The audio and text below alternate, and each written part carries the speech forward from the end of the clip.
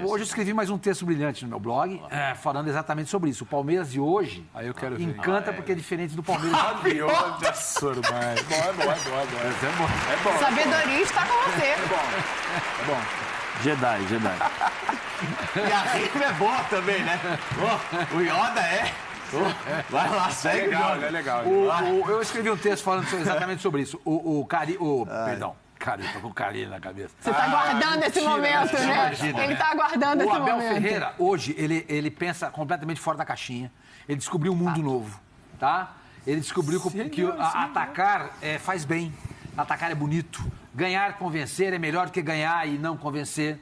Dar espetáculo vende bilhete. Dar espetáculo e ganhar pode ser sinônimo de ganhar campeonatos. Ele tomou gosto pela vitória, entendeu? Não pela vitória, pelas goleadas. Então agora ele quer isso. Ele, sabe, é a criança que nunca tinha comido chocolate, um doce. Está se lambuzando, está adorando golear. É esse Palmeiras que a gente quer. É esse Palmeiras que eu sempre achei que poderia ver em campo. Entendeu? Um Palmeiras que ganha, que convence e que não deixa a menor dúvida para ninguém de que é o melhor Palmeiras, que é o melhor time do Brasil. O ano passado, por exemplo, o Palmeiras foi campeão da Libertadores. Sim. Mas ele não era o melhor time do Brasil. O melhor time do Brasil era o Atlético. Em 2019, o Flamengo é campeão da Libertadores e ele era o melhor time do Brasil. Ninguém tinha dúvida disso. Como em 2021, o melhor time era o Atlético. 2020 ficou ali meio parado. Ninguém sabia exatamente quem era quem ali. Mas o Palmeiras, este ano, caminha para ser indiscutivelmente o melhor time do Brasil. O melhor time do Brasil. Porque tomou gosto pelas vitórias bem construídas. Esse Palmeiras que está nas oitavas de final com antecedência, com folga, busca agora o quê? Busca agora a melhor campanha? Vai atrás disso? Fala, Abel. Não, para mim todos os jogos são difíceis e fomos nós que tornamos o jogo fácil. O Palmeiras tornou o jogo fácil. Falta de concentração e ler o que estava a passar no jogo. Era um golo feito e que deveríamos ter feito esse golo, mas é a minha forma de ser e de estar, não vou mudar agora, se calhar sou eterno insatisfeito, sim, mas os meus jogadores sabem o quanto eu gosto deles, os meus jogadores sabem o quanto eu os admiro e os respeito. E temos de estar preparados para perder. Eu sei que nem vocês estão preparados para que o Palmeiras perca, a exigência é cada vez mais e maior, mas estes são os mesmos jogadores que o ano passado ninguém dava como favorito. E este ano já o Palmeiras é o maior favorito. Nós somos os mesmos jogadores, o mesmo treinador, nada mudou. Ser uma equipa que se cobra uma da outra, mas de forma uns dos outros, mas de forma positiva, e os resultados e os recordes aparecem de forma natural. Não é uma obsessão, nós não temos obsessão por nada, a nossa obsessão é pelo trabalho.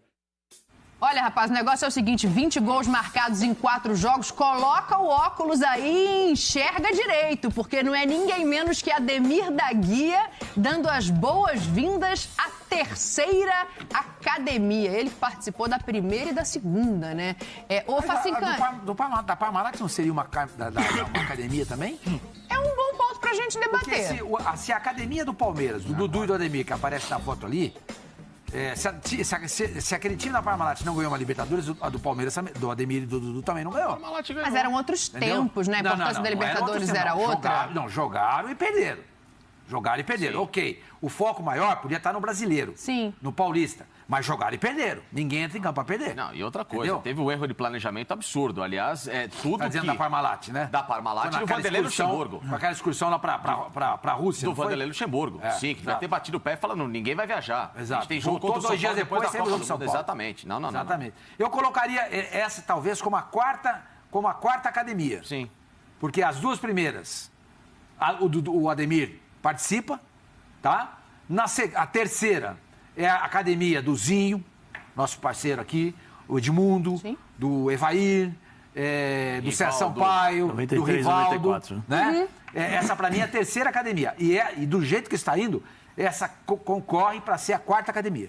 Já é. Eu acho essa mais consolidada que a da década de 90. Sim. A de agora. Pode ser. Talvez por isso essa esteja num patamar de gerar discussão. Essa já é academia, a outra você debate. Eu acho que essa agora tem muito da consolidação. Pode ser. Não só porque qualidade, claro, porque se a gente pegar da década de 90... Coisa, sim.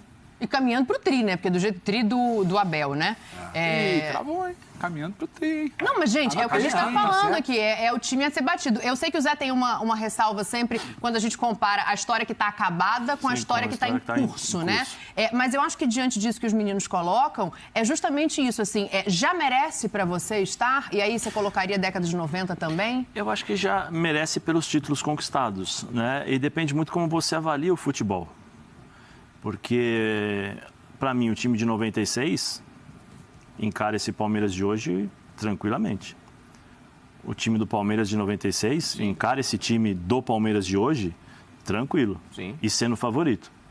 O de hoje? O de 70 também, da década de 70 também. O time de 96. Mas time de 96. Mas não tem a ver com uma questão de tempo, o que fez, quanto tempo jogou junto, por isso que eu construiu. Sim, é por isso que eu falei antes, né? A questão da consolidação dos resultados, aquelas coisas e tal.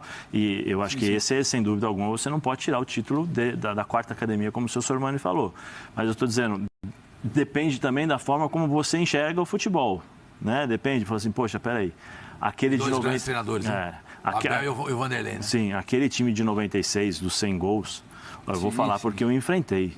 É uma coisa absurda. Sim. O time de 94 é time absurdo também, entendeu? É coisa que, pô, você não tinha como é que fala? Você não tinha adversário para jogar contra o Palmeiras. De 93 a 95, 96, 95 ele deu uma queda quando nós conseguimos... Nesse momento tem adversário para jogar contra o Palmeiras? Eu acho que tem, está amadurecendo. Está amadurecendo, não está pronto. Hoje não. Hoje eu acho que o Atlético está um pouco atrás, pelo que eu vi ontem, pelo que eu vim acompanhando e ontem confirmou. O próprio Flamengo está criando uma nova identidade. O Palmeiras já está na frente desses times, né? Mas assim, num confronto direto, a qualidade muitas vezes supera essa questão do entrosamento, do conhecimento. O próprio Flamengo, o próprio Atlético pode superar o Palmeiras. Num lance individual, numa qualidade, num improviso, né? Esses dois times que nós estamos falando que são possíveis candidatos a enfrentar o Palmeiras. Mas o Palmeiras, o Abel, já perdeu algum jogo assim? Onde o jogo está muito intrincado e, de repente, o adversário, numa jogada individual, faz o gol. Acho que esse Palmeiras do Abel não dá margem para isso. Sim, mas eu estou dizendo que pode acontecer, não, né? Pode, claro. Pode acontecer. Mas o Abel tem o time tão na mão que ele consegue prever essas coisas e os jogadores entenderem isso. Sim. Assim, nossa, o Palmeiras estava ali, jogou no melhor, tomou um gol e perdeu o jogo, num clássico. Isso não aconteceu contra o Atlético. Isso não aconteceu contra o Flamengo na final. Mas aí, por exemplo, eu posso falar para o senhor em relação ao Atlético, contra o Atlético, o erro do pênalti. Sim. Aí você tem um erro. Né? O erro do pênalti, não só o pênalti batido errado, mas o pênalti, o lance em si. Você tem o gol que você sofre no segundo jogo. Foi com o Gustavo Gomes. Você tem o gol que você sofre no segundo jogo. Você tem um lance logo na sequência e quase que você toma 2-0. Sim. A história era outra. Então, teve brecha. Dentro de 90 minutos, é que ontem não tem como. Petroleiro Não dá pra gente ter isso, né? Era o adversário, mas eu gosto do Palmeiras, da atitude do Palmeiras, porque é o seguinte, eu posso marcar 8, eu vou marcar 8. Eu posso enfiar 5 no Petroleiro na casa deles, então eu vou fazer 5. Eu acho que isso é o maior respeito que você demonstra pelo seu adversário. E demonstra também uma consciência daquilo que você pode fazer e a mensagem que você quer passar. E essa mensagem que o Palmeiras passa em 2 jogos, marcar 13 gols, é uma mensagem forte. Ah, mas é o Petroleiro. Mas tem gente que vai ali e não vai conseguir fazer. 20 gols em 4 jogos. Sim, é isso. Sim, essa mensagem... É muitos dos tempos da Libertadores. Exatamente, é uma coisa impressionante. Essa mensagem, ela é fortíssima. Ela é fortíssima.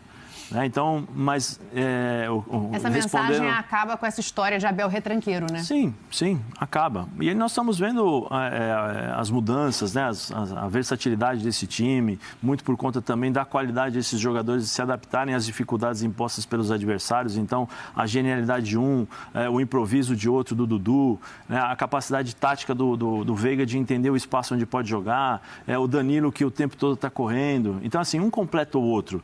E aí você acrescenta a questão tática, a questão de amadurecimento, de maturidade dos jogadores para fazer esse time é melhor que o time que foi campeão esse de hoje, para mim, não ganhou ainda, claro, não fechou a história dele, mas para mim é superior àquele time que ganhou a primeira Libertadores. Sim.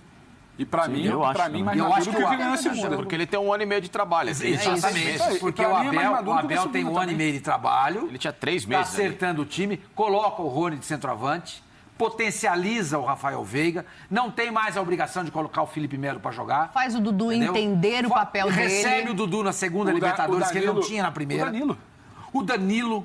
O Zé Rafael. Exatamente. O Zé Rafael. É o Rocha. Entendeu? Marcos Rocha virou um lateral completo. Mas o Rocha...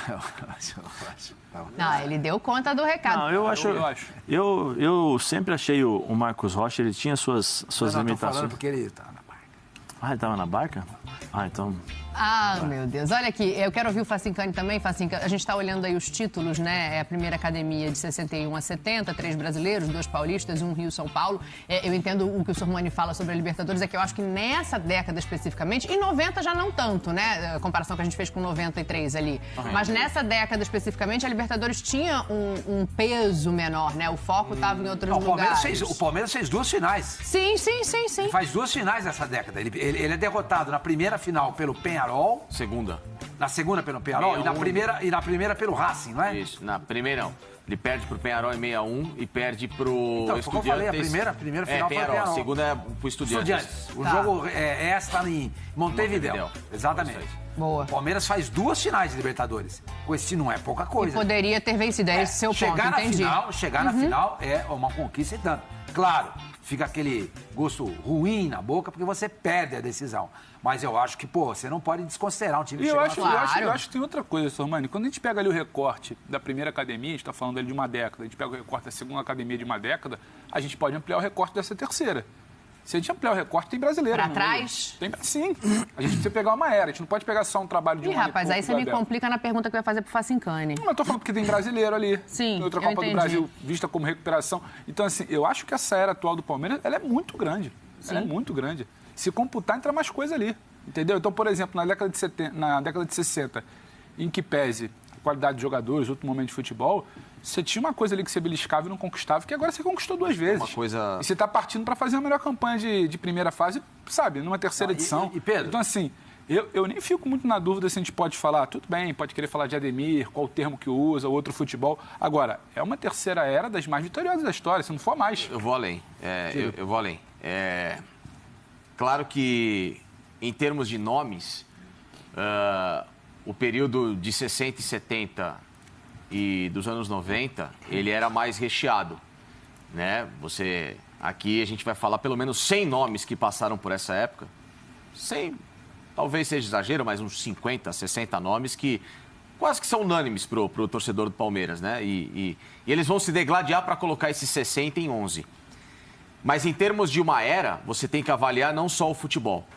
Você tem que avaliar a gestão do futebol com o técnico, você tem que avaliar a estrutura, você tem que avaliar a administração, você tem que avaliar também todo esse case de marketing, que, claro, não dá para comparar com os anos 60, é verdade, mas você tem que imputar no pacote. E de 2015 para cá é o ápice da história do Palmeiras. Deixa eu colocar a minha pergunta para você continuar falando. A pergunta que eu vou te fazer é a seguinte: quem seria o divino hoje, em cima disso, dos jogadores que você está colocando? Porque aí o Pedro faz uma ponderação que eu acho que se você fizer esse retroativo levando em conta os brasileiros de antes de 2020, muda a resposta. Se eu fosse pegar o recorte de 20, eu daria um nome. Pegando para trás, eu dou outro nome, Facinho. De 15 para cá? Não, lógico que é o Dudu, o símbolo. O símbolo é o Dudu, de 2015 para cá. Claro que como jogador, até respondi uma pergunta recentemente numa enquete que a gente fez aqui nos canais Disney e até no site da ESPN sobre se o Dudu é o maior jogador da história do Palmeiras. Não, maior não, mas está numa prateleira dos maiores sem dúvida alguma. E num lugar muito alto hoje. Num lugar em que num jantar com o Ademir da Guia, com o Edmundo, ele vai sentar à mesa. Posso provocar? Claro. Quase sempre a gente escuta que a gente precisa se distanciar da história, né? Acho que o Zé já precisa se distanciar da história para entender o tamanho dela. Hoje, talvez, a gente pode querer questionar um lance do Dudu, um comportamento, uma reação, uma ida dele para fora. Daqui a 15 anos, eu acho que esse debate ele vai ser mais para ele. Quando o Dudu para, quando você se afasta da história, quando você entende o tamanho do macro. Eu não sei se é um absurdo a gente começar... Eu não colocaria, por exemplo, com todo o respeito, já foi companheiro nosso aqui, eu coloco o Dudu numa prateleira acima da Edmundo. Não pelo tamanho do futebol, entenda. Pelo tamanho de clube, sim. Não pelo tamanho do futebol. Dentro do clube, é isso? O Dudu representa nessa nova era do Palmeiras. Claro, dos títulos. O Dudu é a cara dessa nova era do Palmeiras. Sim. Você pode falar de Rafael Veiga hoje, você pode falar de Gustavo Gomes ali atrás, você pode falar do conjunto, você pode falar do Abel. O Abel tem um tamanho muito grande nisso tudo. Agora, se você recortar da recuperação do Palmeiras de 2015 para cá, Ô, Pedro, Difícil. o que eu me E daqui falo, a 15 anos, eu quando me você baseio- parar pra falar, você lembra daquela década do Palmeiras? Pedro, eu me Se baseio- recuperaram, voltaram da segunda divisão, ganharam tudo, tio Dudu. Então, assim, quando a gente se distanciar, eu acho que esse debate fica ainda mais encorpado. E é bom, às vezes, a gente brinca, né, que a melhor homenagem que uma pessoa pode ter é em vida. Quando ela morre, não adianta, vai lá, faz estátua, põe nome de ponte, nome de rua, não adianta nada. Você tem que valorizar a pessoa quando está viva. E talvez seja um momento agora que o Palmeiras já dá margem, é o que eu falo, independentemente se ele for tricampeão, se ele for tetracampeão da Libertadores, tri que eu digo seguido, tetra somado, independentemente disso, eu vou tirar esse momento aqui para fazer essa ressalva.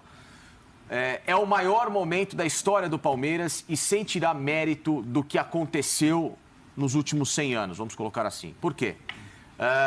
Porque o Palmeiras nunca teve uma estrutura que anda praticamente sozinha como ele tem hoje. Um estádio que é um colosso de marketing, de beleza, de, sabe, condição financeira para esse clube e que o torcedor, ele abraçou o Allianz de uma forma que talvez ele nem o Parque Antártica tinha abraçado antes.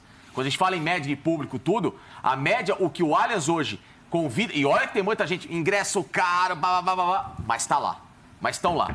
Pelo menos numa média. É mais bonito do que o Palestra Itália. Não, sim. Mas estão lá. Mas pelo menos, Dani, você tem uma média de 30 mil ali contra. Então, o que o estádio hoje do Palmeiras traz de carinho ao torcedor, claro que existe o saudosismo no Parque Antártico. Eu frequentei o Parque Antártico a vida toda. Mas o que o Allianz hoje traz é muito maior. O que o Veiga traz?